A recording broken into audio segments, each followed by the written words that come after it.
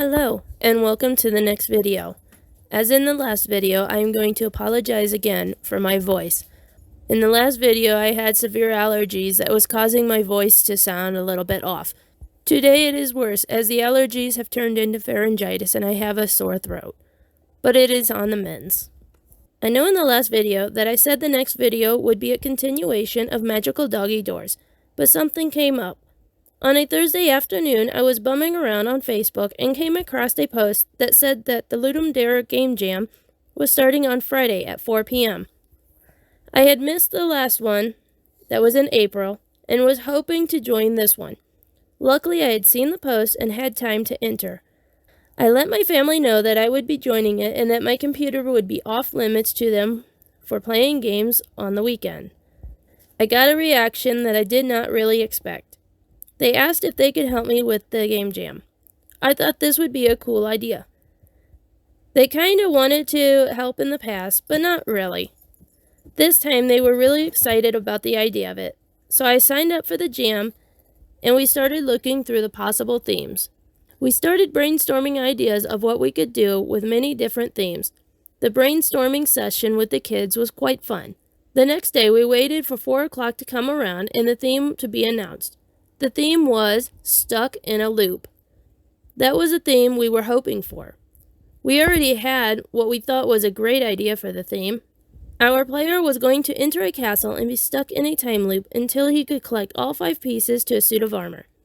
We were going to have a boss monster that was controlling the loop and his little monsters protecting the suit of armor and the boss. Assignments were given to each of us for the parts we would be responsible for. The kids both had art design and I had the coding. We set to work. Working alone, I can control every aspect that goes into the game. But this was the first time working with anyone else to create a game, and I knew that we needed some boundaries. So I gave the kids a color palette that they needed to stick to and a size for their graphics. My daughter was given a larger picture size because she was making the castle art. My son took on all of the creatures and the player sprites. They asked a few times to go outside these limits, but listened when I explained why they needed to stay within them. The game was moving nicely. That is, until I started having difficulties with the coding. Like always, I struggled with a few sections of code and slowly worked through them. That burned up a little of our time. I also had to do my normal adulting and work on things outside of the game. Things like cleaning the house, washing laundry, and making sure the family has supper every night. I could tell by the second day of work that we were already not going to have as much in the game as we originally wanted. I figured we overscoped with ideas, but that was perfectly okay with me. I knew we could scale back if we needed to. By the end of day 3, it was clear that there would be cutbacks. On top of this, our county had a spike in COVID cases, and that was now affecting the kids' school. And to make matters worse, my son and I both started getting sore throats. I thought the sore throats were because of the smoke in the air, as it was really thick all day. But I was also concerned because of the COVID stuff going on. Sunday, the sore throats were worse, and my sinuses were hurting, but none of our symptoms matched the COVID. So I still assumed allergies. Maybe pharyngitis or a cold. I had had pharyngitis many times in the past flare up because of my allergies, and that is what this felt like. Although not feeling great, I continued my work, as did the kids. Both kids finished their parts of the game, and that just left me adding everything in. Monday came around, and my son and I were starting to feel better. Definitely pharyngitis. Sigh of relief. By 2 o'clock that afternoon, I had gotten the player, the castle hallway, the hallway boundaries, the timer, and the suit of armor into the game. It was obvious that this was not what we had hoped for. But the game was a complete game. I even added in instructions in the beginning and credits at the end. I was happy about what we had created and proud of my kids for the work they did. With 2 hours left, there was still one thing missing. We did not have any music or sound effects. My daughter asked if she could make the music for the game. Since I had an errand I had to run that would take me at least half an hour, this was a great idea.